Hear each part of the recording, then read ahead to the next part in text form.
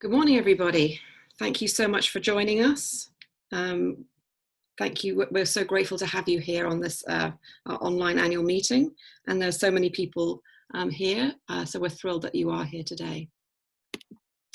I'd just like to introduce myself. I'm Kate Lee. I'm the Executive Director of the New Jersey Coalition Against Human Trafficking. And I'll be moderating today's session.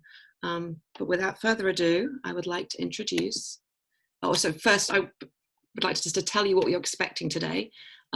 We have an agenda that will look a little bit like this. It's in 3 parts. So for the first half an hour, we'll be exploring what's been going on with the Department of Education's working group on human trafficking guidelines for schools. Then from about 11 to 11:30, we'll be putting a spotlight on some individual achievements, a committee achievement, and a full year in review. And then from about 11:30 to 12, we'll be doing some of the sort of more meeting part of today's event. You'll be learning about our board trustees and getting the final vote from everybody with the help of our governance advisor, Miriam Lefkowitz. And we'll have a financial review. And of course, we wouldn't leave you without some sort of action point. So there will be a call to action right at the end of the presentation. So I'd now like to turn the meeting over to Danny Papa, who will take it from here. Good morning. Thank you, Kate. Welcome to our annual meeting. I am Danny Papa. I am the co-chair of the Education Committee and president of the Board of Trustees. I would like to begin by thanking every member and volunteer of the New Jersey Coalition Against Human Trafficking for your commitment of time, resources, and financial support that enable us to accomplish our mission of uniting New Jersey communities to end human trafficking. On behalf of the Board of Trustees, I especially want to thank our Executive Director, Kate Lee, for her dedication, perseverance, and inspiring leadership. Thank you, Kate, for all that you do in the service to this coalition. As we begin this morning, I want us to consider the words of Elie Wiesel. He said, "The opposite of love is not hate, it's indifference." I am so honored to serve this coalition of like-minded people who refuse to remain indifferent in the face of injustice. We are a united people who stand for equal rights, human dignity, and freedom for all. This past year has been one of steady growth and effective progress as we continue to expand our influence throughout the many facets of state and local government, education, healthcare, and society in general. Following our last annual meeting, Governor Murphy signed Assembly Bill A-1428 into law on Friday, July 19th. Part of the law states the Department of Education, in consultation with the Office of the Attorney General and the Department of Children and Families, shall develop and distribute to school districts guidelines concerning child trafficking. The purpose of the guidelines shall be to provide direction for schools in creating awareness of child trafficking, including warning signs and risk factors associated with child trafficking and how to prevent it. This law is a signature achievement of our legislative committee. Members of our coalition are currently serving on the Department of Education working group in the creation of these guidelines. Additionally, the New Jersey Coalition Against Human Trafficking is making every effort to support the promotion and implementation of the guidelines once they are available for school districts. This morning, we are so honored to have one of the leaders from the New Jersey Department of Education who is spearheading this effort. Dr. Kelly Williams currently serves as the director of the Office of Student Support Services within the New Jersey Department of Education. In this role, Dr. Williams oversees the state's Safe and Supportive School Unit, which includes human trafficking, New Jersey tiered systems of supports, alternative schools, extended learning opportunities, student health, as well as social and emotional learning for more than 1.4 million New Jersey students. She is currently overseeing the creation and implementation of the human trafficking guidelines for New Jersey schools. We are honored to have Dr. Williams this morning as our keynote speaker. Thank you, Dr. Williams.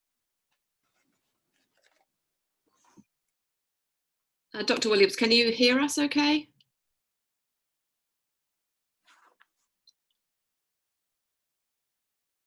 There might be a slight technical problem here, Danny. So just If we can just give it a second. Dr. Williams, are you able to hear us okay?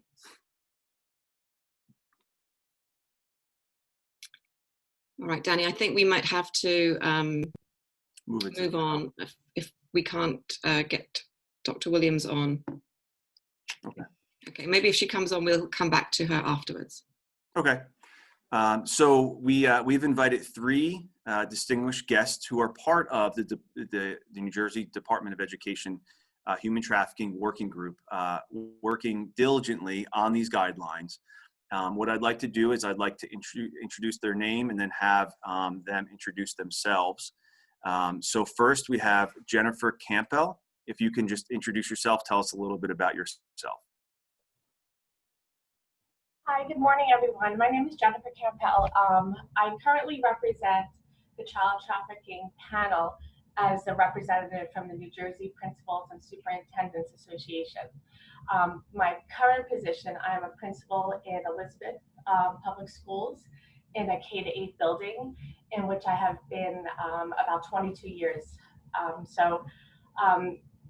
Working on this group has been very much eye-opening, and I enjoyed it very much and hope to share some information with you today. Thank you. Thank you, Jennifer. Next is Lynette Howard. Hi, everyone. Glad to be here. I'm Lynette Howard, and I am the Vice President of Advocacy for the New Jersey PTA.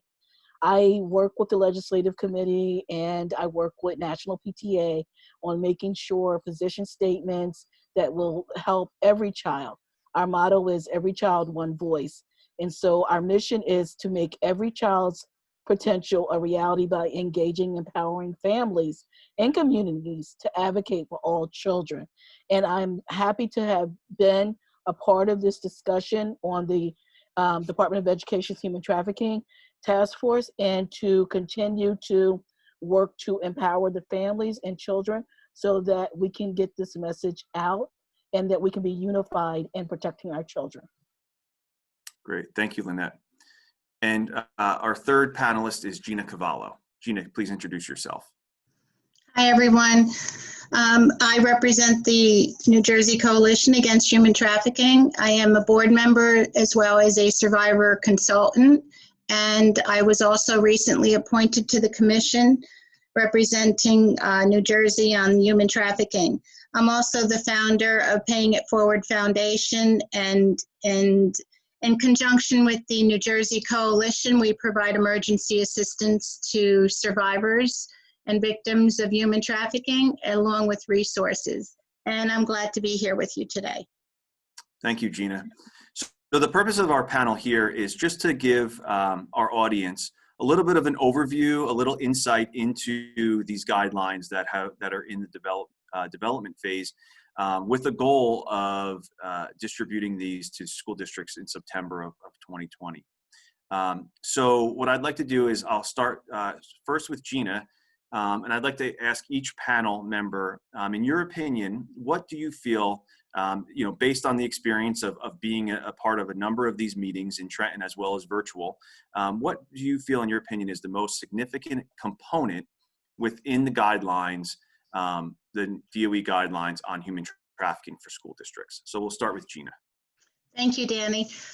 First, I would like to thank the New Jersey Coalition, Kate Lee and Danny Papa, and all the members of the coalition for their commitment, passion, and leadership in their advocacy against human trafficking. One of the most significant components is, for me, it's been emphasizing that human trafficking discriminates against no one, and that these guidelines will provide additional resources to staff and students throughout New Jersey.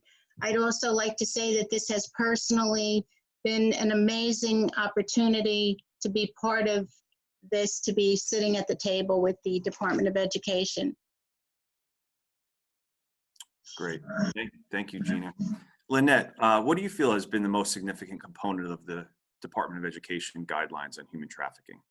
The guidelines provide warning signs.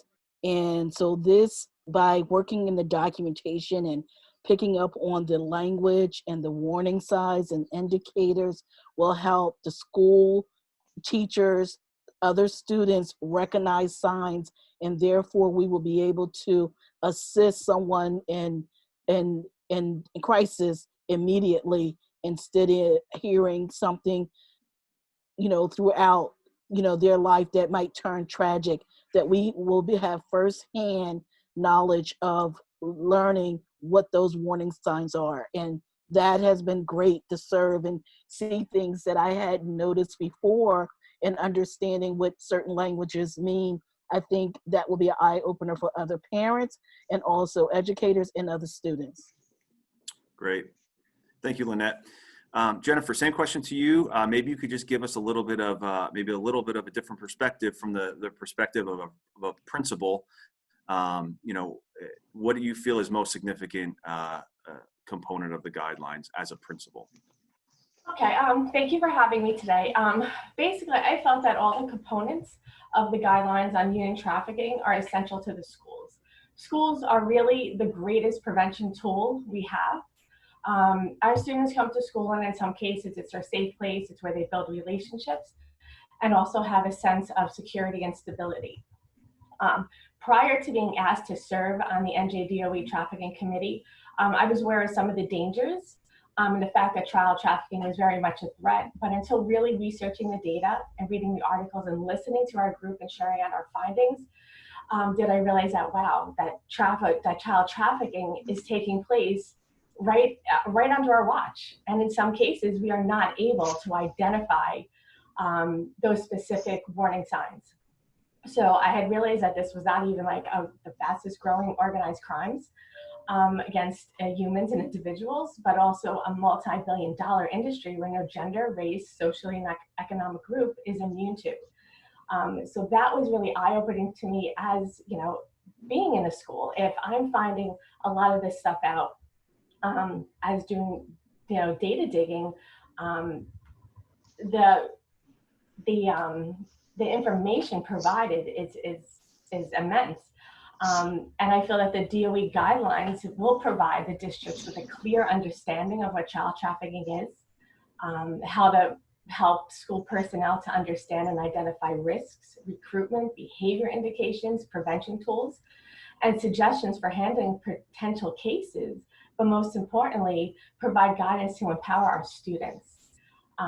While this is a difficult topic to talk about, the reality is that it does exist.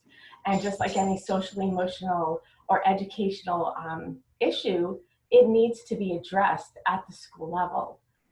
The more educated a school community is, the more empowered they are to bring awareness and change. One of the most powerful components of the document I felt were the personal narratives.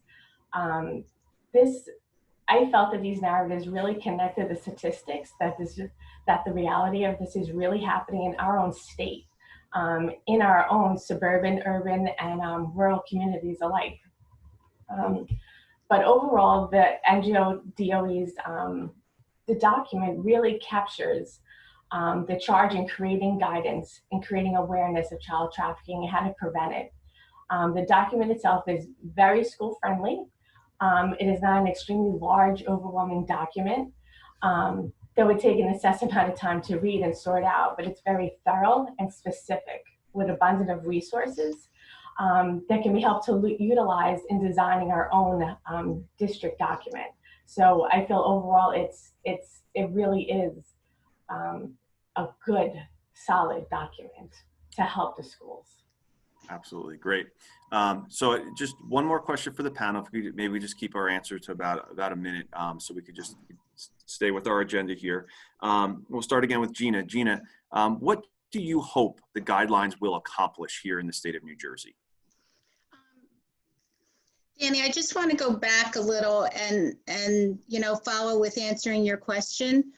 I have come to know many individuals and passionate people that are just incredible, starting from the New Jersey Coalition Against Human Trafficking, and as well as a wide variety of organizations which have been extraordinary. Most importantly, my deepest gratitude has been having individuals reach out to me for my input as a survivor. That's not something that's a norm. And because our voices do matter, and language matters, as well as speaking for those who have no voice, and really having a deep understanding of human trafficking, because without that, we can't put guidelines and resources in place if we don't have an in-depth of understanding on human trafficking. So my hope is that this will be the beginning of many doors opening to promote awareness, conversation, prevention, and potentially be another step closer to reducing and ultimately ending human trafficking. And I do confidently feel that New Jersey Coalition is taking a strong lead on this. And the New Jersey Department of Education has been extraordinary in their efforts, along with everyone sitting at the table making this happen. So thank you. Thank you, Gina. Lynette, what do you hope the guidelines will accomplish here in New Jersey? So in addition to what Jennifer has just explained, I hope that we can empower our students to be more vocal, to speak out, to not be fearful, to be able to share when approached by an adult that's asking questions, to be able to share their fear, their horror, or their suspicions, and not be silent any longer. And not just for the students and young adults, the young men, young women, and even the adults, just to be more vocal and to be more aware and to just not be afraid anymore, just to empower them. Great, that's awesome. And Jennifer, what do you hope the guidelines will accomplish? Also, along the lines of what Lynette said, basically one of the greatest things would be awareness and empowerment for our teachers, our staff, our custodians, our bus drivers, and our students. If we can prevent even one child from being trafficked, we just change the life forever. Absolutely. That's awesome. I want to thank Jennifer, Lynette, and Gina for being with us today and sharing from your heart and also your experience of being a part of this Department of Education working group. And now, since you've heard a solid overview of these guidelines and what the committee hopes to accomplish, we're now going to hear from really the leader of these guidelines, Dr. Kelly Williams, again, who, if you missed the introduction, she serves as the director of the Office of Student Support Services within the New Jersey Department of Education. Dr. Williams, we're so honored to have you with us today as our keynote speaker, and it's all yours. Thank you so much. And first, I do want to apologize for the delay. I was totally camera ready, but I've been experiencing issues with connectivity. So it's been taking me about 30, 40 minutes trying to log on. And again, I do apologize that I have to be on the phone with you today. So I just want to thank you for that, the previous introduction, for that wonderful introduction, and for your work to combat human trafficking throughout your leadership with the New Jersey Coalition Against Human Trafficking. Again, it is truly an honor to speak with you this morning on behalf of the Department of Education and more specifically the Office of Student Support Services. I am, again, the director of the office within the Division of Field Services, but I'm very fortunate and blessed to lead an amazing, amazing team of individuals, including my assistant director, Lou Pereira, the manager of the unit, Kelly Allen, and school climate specialist, Sonia Motisha, who also serves as a liaison on behalf of the department to be able to share pertinent information with the field through an educational lens. Many of you are familiar with Sonia. She spearheads the working group, and she is an amazing addition to our team. So our office oversees, of course, the topic of human trafficking, as well as support social and emotional learning efforts of schools. So we all know that research shows that SEL reduces student high-risk behaviors and can play a positive role in violence prevention. The continued work that our office is achieving around SEL, including but certainly not limited to the creation and release of our SEL modules, and you can find that on the DOE student support page, or you can just Google SEL modules, New Jersey Department of Education. And so far we released an introductory module, right? And so we know we were in the process of posting our modules 2 through 6, but COVID hit, right? And so we've had major delays, but the introductory module does serve as a nice piece to be able to acclimate educators and students to define SEL. What does that really look like? It also includes a self-assessment for adults, because we know how important it is for adults to be able to, check their own social and emotional health and mental health, etc. So it includes a lot of supports for educators as well. And so hopefully our efforts in social and emotional learning contribute positively and make a contribution to any human trafficking prevention measures. We know the issue of human trafficking affects communities as a whole, and the responsibility should not just rest solely on schools. The work of the coalition enables educators to access tools and information on the warning signs and when to alert the proper authorities if they suspect their students may be victims of trafficking. The department also remains committed to increasing awareness of this horrific crime within school communities. To that end, we are going to officially launch our human trafficking website in the next month, and it's going to offer information on current legislation, reporting, resources, and sample curriculum, which is going to beef it up. And our office is currently, again, working on updates to be released later in the year. The panelists spoke in great detail about our guidelines, and I just want to thank them personally for serving on the working committee. They're being crafted, again, in consultation with our working group of stakeholders and in collaboration with the New Jersey Office of the Attorney General and the New Jersey Department of Children and Families. Through these guidelines, we hope to share pertinent information with school staff, such as an introduction to the crime of human trafficking, the risk factors and behavioral indicators, recruitment methods of traffickers, recommendations for staff hiring and student prevention program, how to report instances of suspected cases, and relevant resources.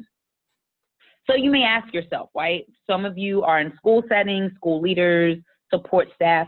What roles can schools play? School staff members interact with students regularly and can be instrumental in the identification of potential victims. Usually it starts there. Though there is no single indicator that points to possible human trafficking, there are several behavioral indicators school staff can look for, such as unexcused absences, right? Not attending school on a regular basis. And so we've moved into this virtual setting. So the question is, which has made this more difficult, right? We know that this has proven really to be a hardship for many students and families. And so we ask educators, right? Who's not showing up virtually? Who are you not collecting work from? We encourage schools all over the state to at least employ a buddy or mentor system, even virtually, right? So teachers and educators and support staff should be able to check in with students at least once a week, those outside of their normal, right, teaching staff, right? So also, if students have coached or rehearsed responses to questions, sudden changes in attire, behavior, relationships, or material possessions, signs of physical and or sexual abuse, poor physical health and malnutrition, substance abuse, fearful, anxious, or paranoid behaviors, working unusually long hours for little to no pay.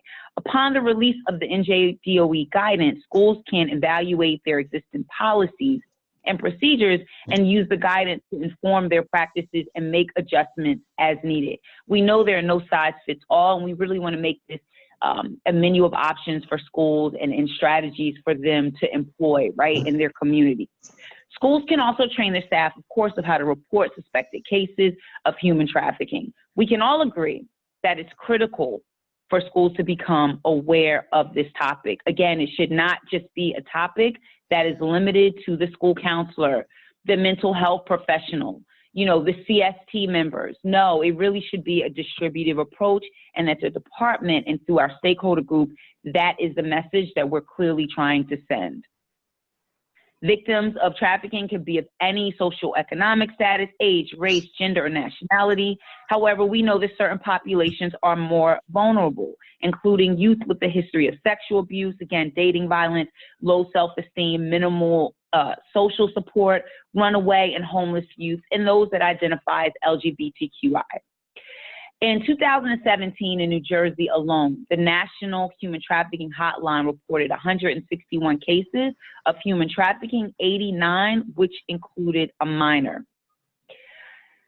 These statistics are alarming. I think we can all agree with that. But that's why this work is so important. And the work to eradicate trafficking doesn't, again, I can't stress this enough, just doesn't end with educators and students. We need the work of the community, stakeholder groups, proper authorities. This is a full all hands on deck movement.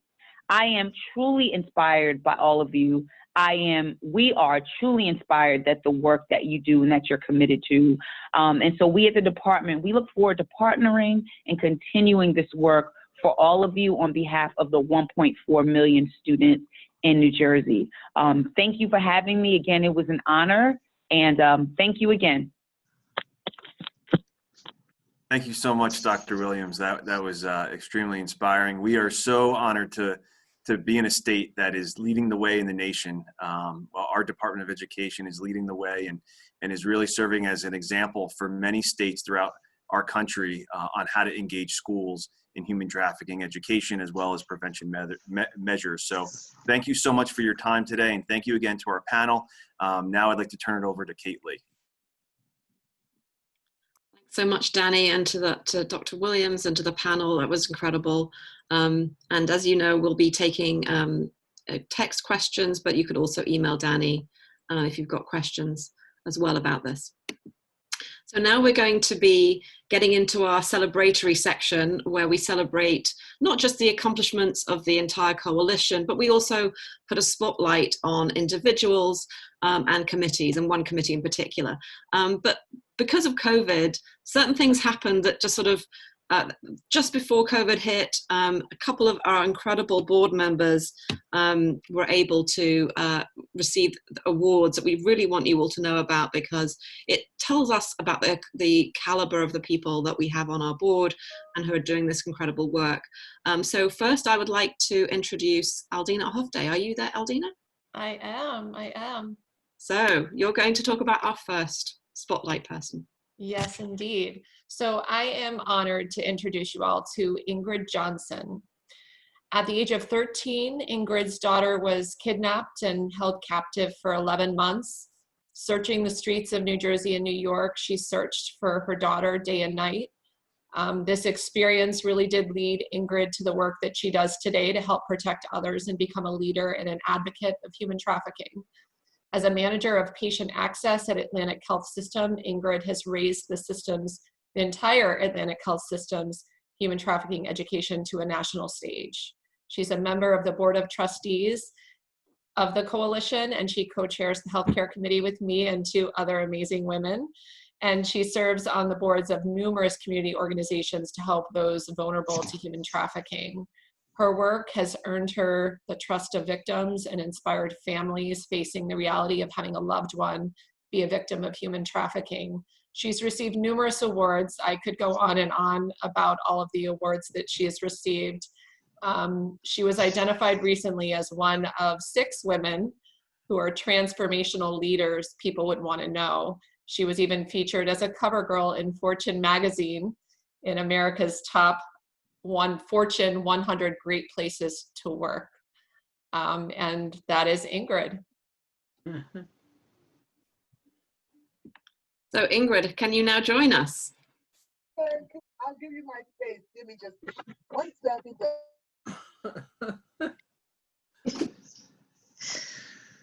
See me now? You can see me now, Kate? Not yet. Oh, wait a minute. Sorry. I have to hit the stop the video. You can see me We now? can see and hear you now perfectly. Okay. Good morning, everybody. When you multitask, I'm like, what is Aldina doing? So I must be a little behind the 8 ball. What would you like me to say? We just wanted to honor you, and we wanted just to hear about you winning this incredible award. So we just really wanted just to say congratulations and have you here as we say that to you. Oh, that is very sweet and special. So briefly, I consider the coalition and all of its members to be a family. My family, it's very personal for me.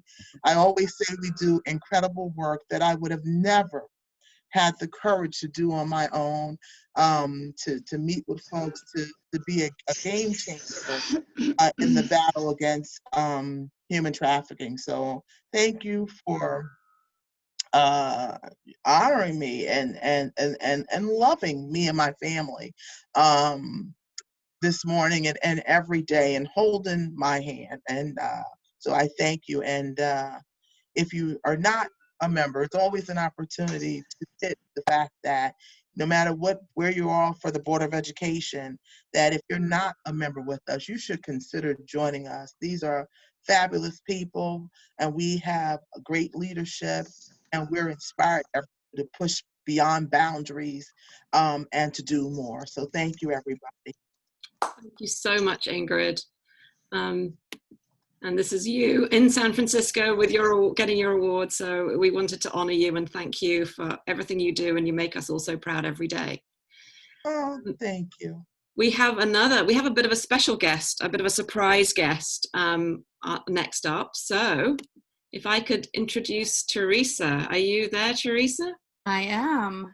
Hi. Hello. Oh, I miss you all so much. Oh. So you're going to tell us a little bit about Gina Cavallo and her winning of an incredible award earlier this year.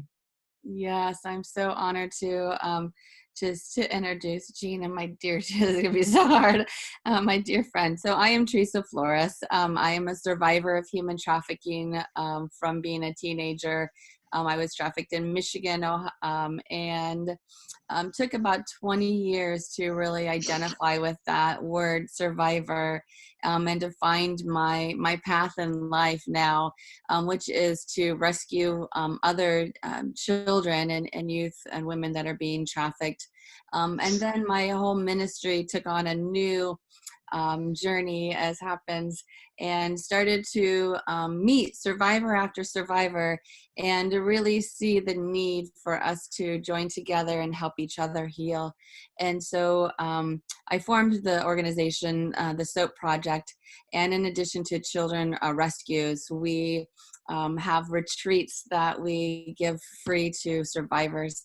And so at one of our SOAP outreaches in New Jersey with the coalition, a couple short years ago, I was introduced to Gina, who had just come on board with the coalition, and we bonded immediately. And I did something that I don't usually do. I invited her spontaneously to join us on a retreat then within a month, and she accepted. And so that's just started our own journey together, and it's just been amazing to see the progress that she has made. This past year in March, before all hell broke loose in our world, we had the Liberator Awards. It was our 9th Liberator Awards, and this was the first year that we made it national. It's always been just Ohio and Michigan.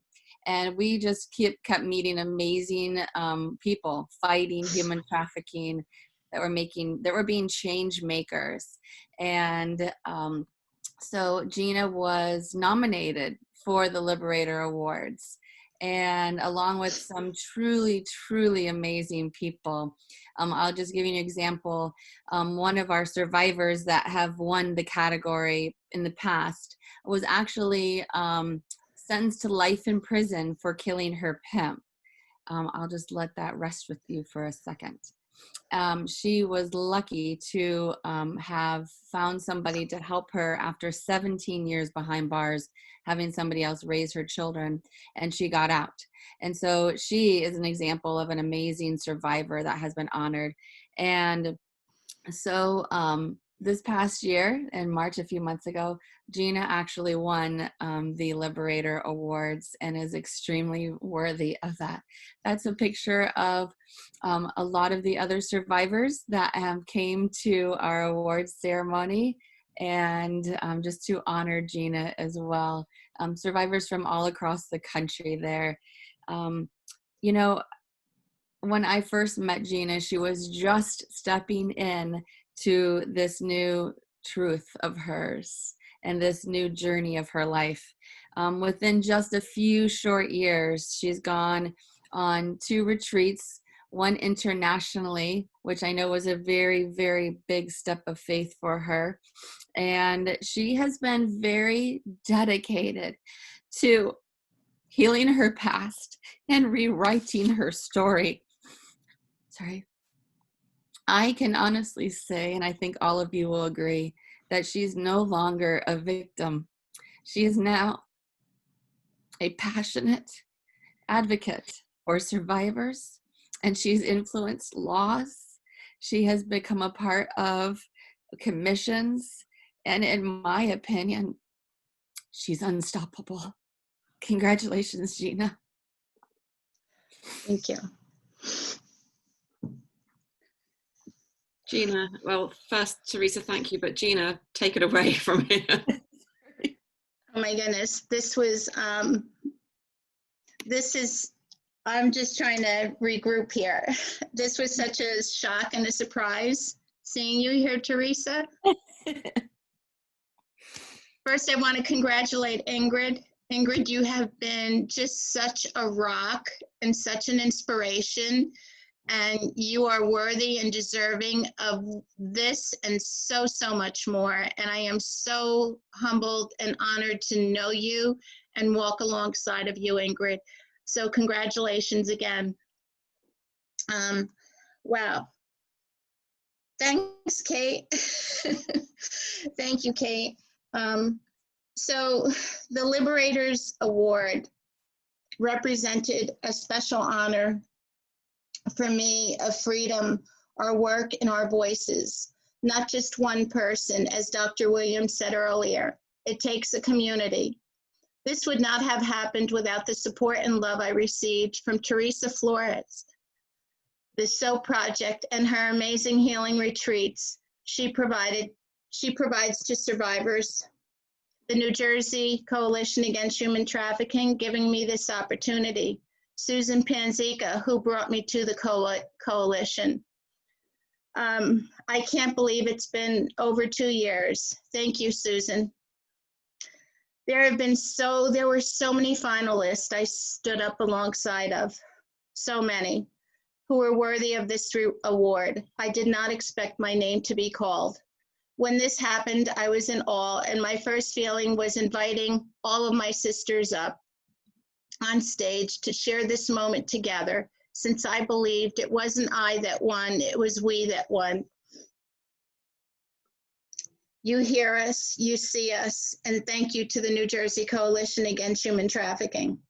It represented groups and individuals of my survivor sisters, the New Jersey Coalition, who walked with me, accepted me, and gave me the opportunity, gave me a safe place to continue this journey, making a difference in the lives of those still struggling and broken to find their freedom and voice. I never had closure and justice of the individuals who committed crimes against me. But because of organizations like SOAP and Theresa Flores and the New Jersey Coalition, and every member on the New Jersey Coalition has been and continues to be a powerful force in many ways to educate and prevent this horrific crime. Thank you for hearing us and for seeing us and for continuing this fight to end human trafficking. On my way home, I knew I wanted to pay it forward with my Liberators Award to give back to survivors and other organizations like SOAP and the New Jersey Coalition. So congratulations to everyone on this award. For me, this will always represent hope and freedom. I remember the one day after meeting Susan, one of my prayers was to meet one survivor, and my prayer was answered. And I have met countless survivors that have turned out to be my family, along with the New Jersey Coalition and Theresa Flores' family. Thank you again. Gina, thank you so much. Congratulations. Thank you for Theresa to making a great surprise of being here today. I know it was a shock to Gina. We wanted that to be a nice surprise for you. So congratulations, so deserving, so incredible. And next, we'd like to draw a spotlight on one of our newest committees. In fact, this time last year, this committee didn't exist. So if Judi is there, can you say hi? Can you hear us, Judi? Yes. Hi, great. I think I'm on. Hi. So over to you, Judi. Okay. Well, it's hard to follow these wonderful ladies who have accomplished so much. And just let me extend again my congratulations to Ingrid and Gina and Theresa as well. Although you haven't received a reward this time, what you've done is just amazing. And you've got me crying. So. But South Jersey Freedom Association, Freedom Advocates began about a year ago with some meetings between Kate and some organizations in the South Jersey area that were already fighting human trafficking. And so we had some meetings in August and September. We picked our co-chairs sometime around September. And we were off the ground and running very quickly. We've added to our membership. We now have a fairly sizable membership. Our first presentation was of Traffic Jam Live, and that was at RCBC in Mount Laurel, New Jersey. And we were featuring survivors Theresa, Flores, and Gina Cavallo. And that was a huge, huge hit. We got so much positive feedback from that. And after that, a few weeks later in November, we did a presentation called Hiding in Plain Sight. And that was just a general education for the community presentation. And we had Senator Singleton there from New Jersey to unveil the Turnpike and Parkway restroom signs that were posted with the human trafficking hotline on them. We also had a presentation by the Office of the Attorney General and a panel of experts at this event. And that we had about 100 people at that event. It was a great success.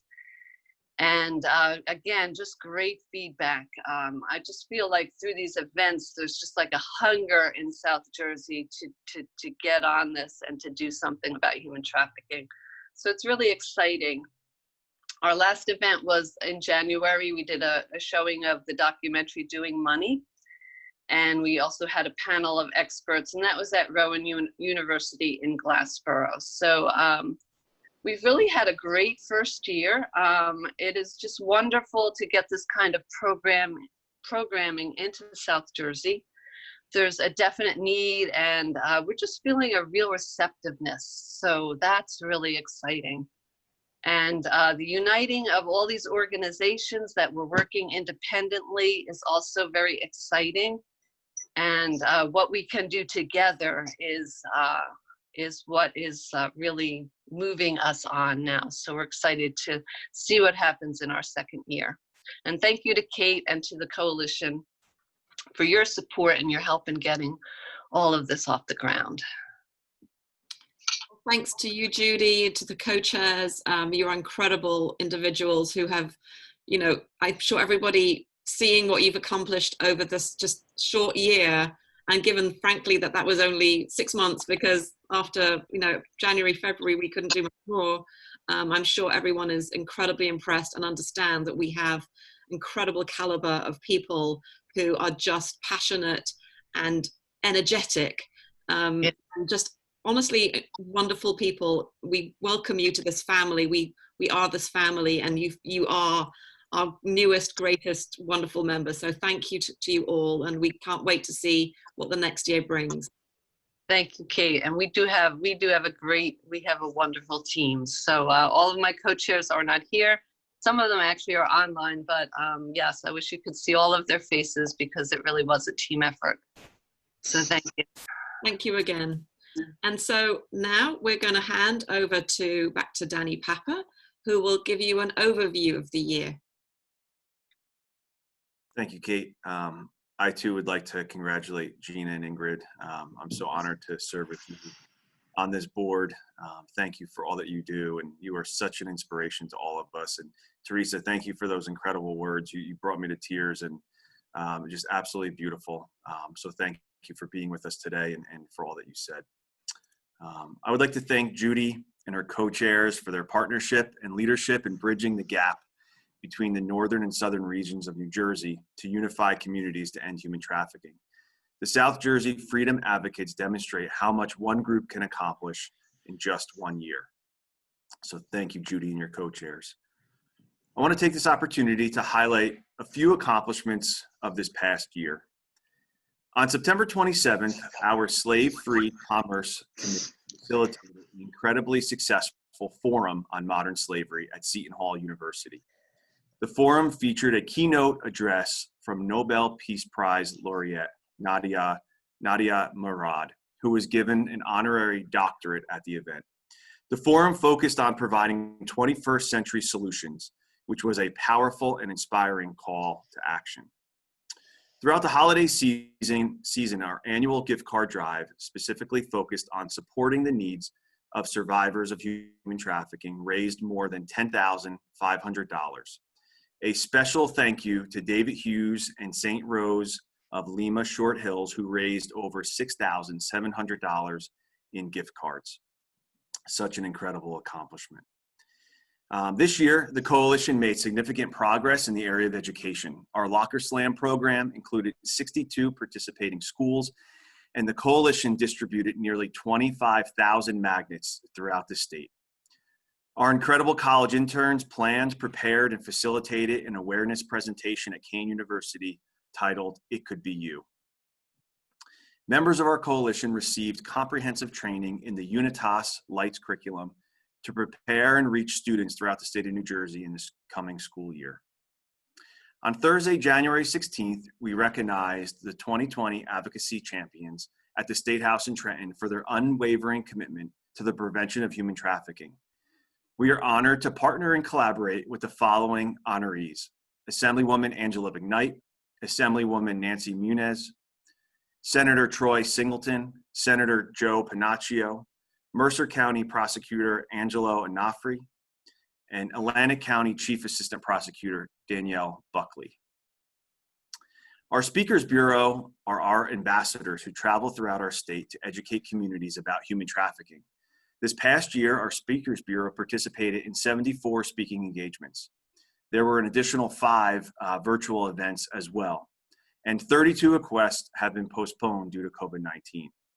The Speakers Bureau is developing training and professional development opportunities for our speakers, as well as new and improved PowerPoint presentations that will be included during the launch of our rebrand. I want to thank Suzanne Panzica and L.A. Lynch for their highly effective leadership of this committee. The final third of the year was abruptly interrupted by the global pandemic of COVID-19. Under the steady leadership of our Executive Director, Kate Lee, our Board of Trustees, and our Operating Council, the New Jersey Coalition Against Human Trafficking made a seamless pivot in our operations and were resolved to not allow the pandemic to impede our progress. We quickly moved all events, webinars, and meetings to a virtual platform to maintain the established momentum in accomplishing our mission of preventing and eradicating all forms of human trafficking and exploitation in New Jersey and beyond. During the outbreak of COVID-19, specifically the period of March through May, the New Jersey Internet Crimes Against Children Task Force received 2,380 reports from the National Center of Missing and Exploited Children. This is up from just 760 reports in 2019 during the same time period. The state of New Jersey reported a 200% increase in cases of online victimization and exploitation as students engaged in distance learning.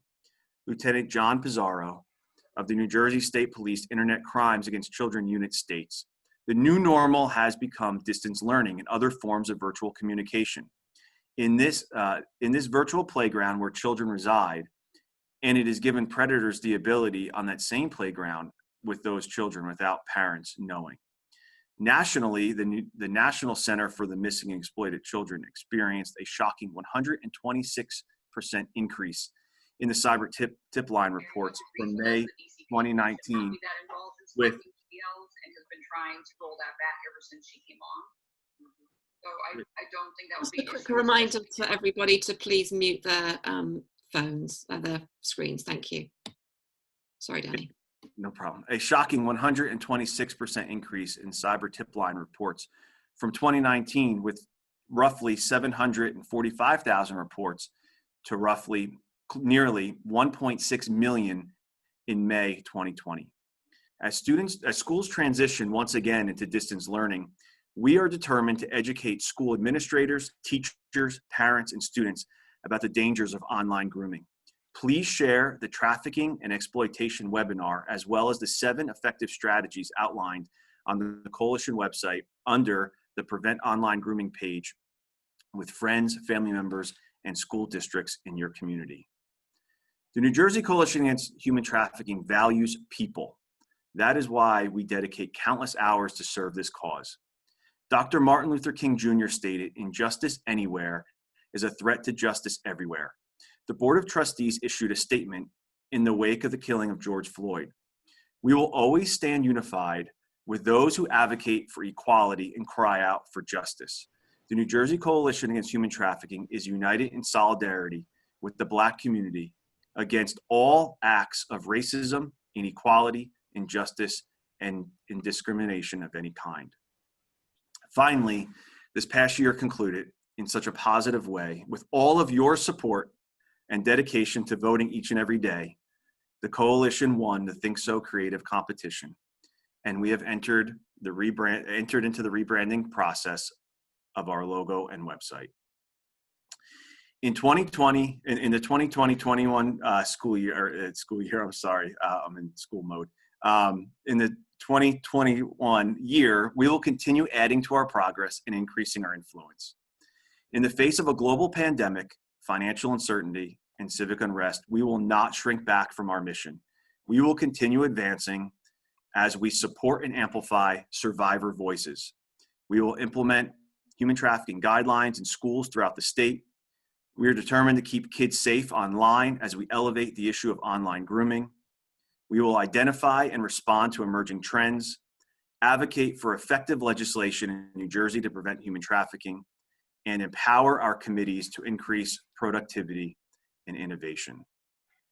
Thank you. Back to you, Kate. Thank you so much, Danny. I feel inspired just thinking about what we've been able to do and what we'll continue to do, what we'll add to this coming year. At this time, I'd now like to introduce Miriam Lefkowitz. Miriam, are you able to join us? Can you hear me? Yes, we can hear you now. Great. Okay, great.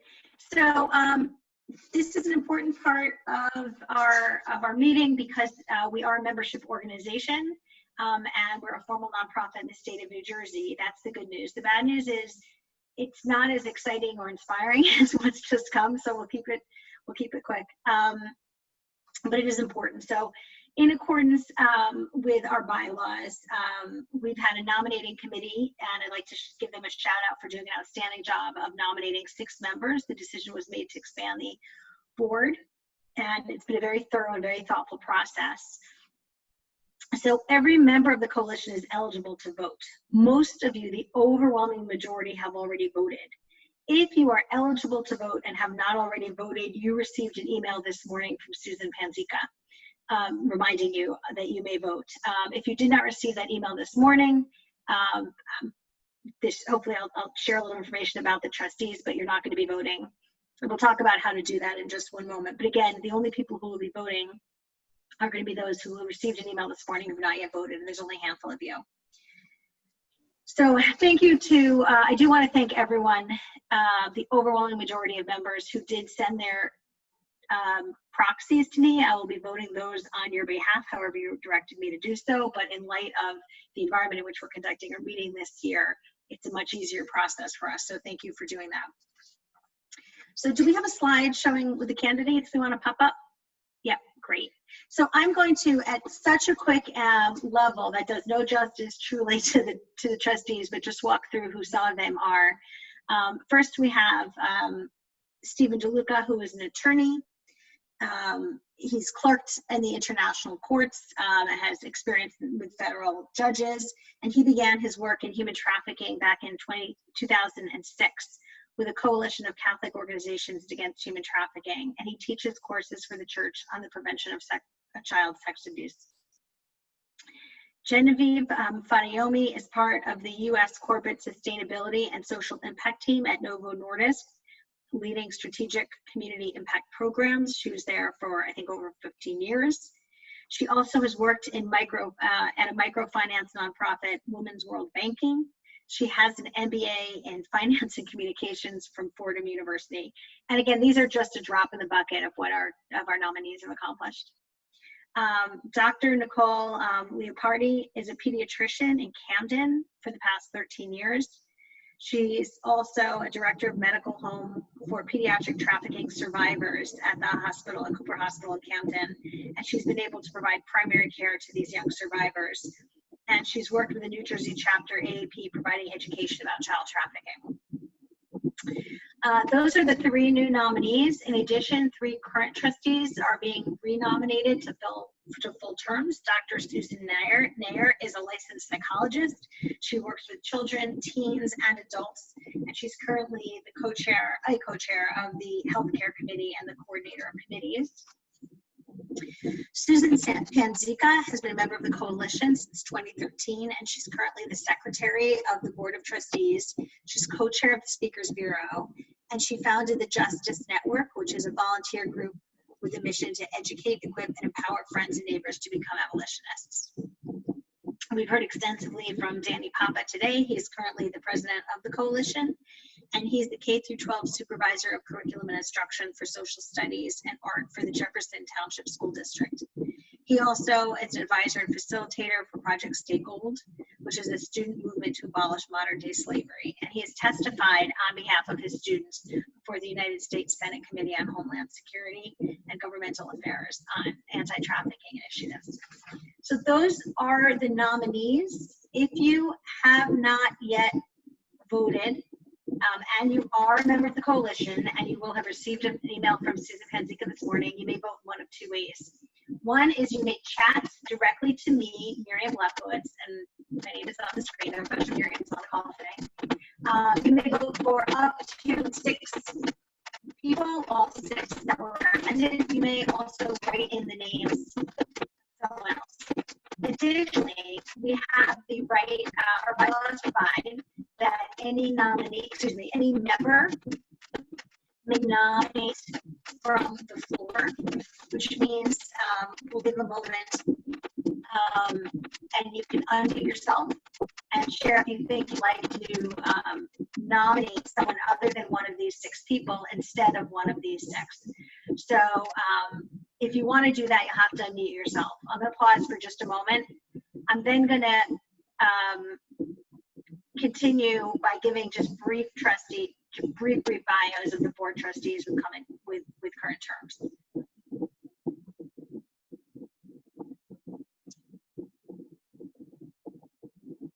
Okay. So I again hearing no nominations from the floor. If you are eligible to vote, please chat to me, or you can send me an email. My email address is m@Miriam Lefkowitz, again spelled exactly that way, m@MiriamLefkowitz.com. So the voting will remain open for a short while. You should chat to me, or you should email me. In the meanwhile, I do just want to give a super quick overview of the few current board trustees about whom we have not already heard. We heard much more robust introductions than I have time to give right now on Gina and on Ingrid, so I'm not going to review those as well. But I do want to introduce to those of you who don't already know Miriam Hames. Miriam is an executive in finance with a CPA. She has over 30 years of leadership positions with, among others, Fortune 100 companies. So, and she's currently a board member, and she's going to continue in her board service. Aldina Hafti is a child welfare advocate, and she currently directs the New Jersey chapter of the American Academy of Pediatrics Department on Safety and Trauma-Informed Care Initiatives. And she has a master's degree in social work. L.A. Lynch is a licensed nursing professional, and among other things, in 2018, she received the 2018 New Jersey Governor's Award for Public Service and the Jefferson Award for Volunteerism in recognition of the services. I can't go through all the things she did. It just takes, but just to give you, she got this award for the extensive work she's done. There are two other members of the Board of Trustees who have ex officio roles. One of them is Kate Lee, who is the current executive director, and we all know Kate Lee, she's been speaking. And we also have Ismelda Abreu Hornbostel, who is the immediate past president. She will also serve as an ex officio board member. So the voting is open. Please send a vote to me if you're eligible to vote. And we will be announcing the results shortly. And you will have received an email this morning. There are only a handful of you who are going to be voting today. Thank you so much, Miriam. So we will come back to you in a little while and hope that you'll be able to do a quick tally and know that we can move forward. At this point, I'd like to introduce Miriam Hames, who is our board treasurer. Miriam, can you hear us okay? I can. Can you hear me? Oh, yes, perfectly. Great. Okay. So, wow, what a year, right? First, my congratulations to Gina and Ingrid. I look at you as part of my family, and the entire coalition as my second family. So this is just an amazing organization. Kate, are you going to be moving the slides? Yes, indeed, as you start. Yep. The next slide. So 2019-2020 fiscal year, we had so many programs and we reached an amazing amount of people.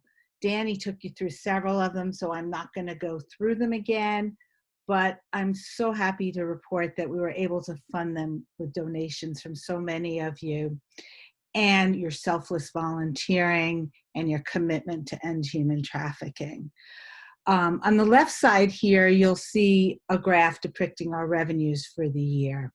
A little more than $57,000. Last year, our revenue was $30,000.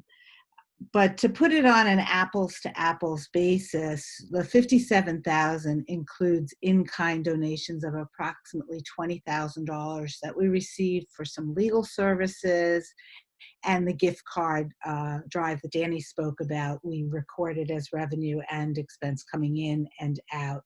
So it's still, you know, a huge increase, 17% in revenue year over year. I also wanted to point out that you see the word unrestricted revenue on the title, and wanted to give you a little explanation about that. That's because we were able to start the Survivor Assistance Fund, which we actually restrict any of those donations to go directly to survivors, to help survivors of human trafficking, and also to provide resources with one-time payments. Gina spoke about it a little bit, and this is an amazing new fund, and we've really helped several people this year, and I'm really flattered to be part of it. And our membership is up. We established a Freedom Circle, and we ended with a net surplus. We continued to fund our education efforts and our survivor-informed work, and we kept our administrative costs to a minimum. Okay, can you move to the next slide? So, first of all, I want to give a call out to all those people who included us in their birthday fundraisers this year. Happy birthday. May you have an amazing year. And thank you for including us. We also received annual fund donations from more than 80 contributors, and our Freedom Circle surpassed all expectations. So thank you to everyone who supports the coalition, both financially and with your volunteer efforts. Next slide. So we're up to the 2021 budget. What does that mean for us? We're being a bit conservative in our donation estimates, given the ongoing pandemic, but we do expect to hold our gala this spring. Those of you who already bought tickets, we deferred that revenue into this year, and we're working diligently to secure some foundation grants. And we also are keeping our administrative costs at a minimum. So you'll see on the right-hand side, 83% of our costs are going to fund our amazing programs. Okay, can you go to the next slide? So you'll see that we can fund almost $50,000 in programs and events. And these represent the many programs of your dreams that you told Kate and myself about when we met with each and every committee during the budget season. And so we're going to continue to be building this coalition together and putting together amazing programs, whether they are virtual or in person. And we're going to use about 3,000 of our surplus from the prior year. We had over 5,300 in surplus to fund some of these events. And we are going to continue to contribute to our Survivor Assistance Fund. So here's a snapshot of what all the committees have asked for in dollars. And you'll just get a feel that, you know, all the different programs such as Locker Slam, SOAP, our internships, our scholarships. I have, oh. Somebody's not on mute, sorry. Can whoever's not on mute, please go on mute.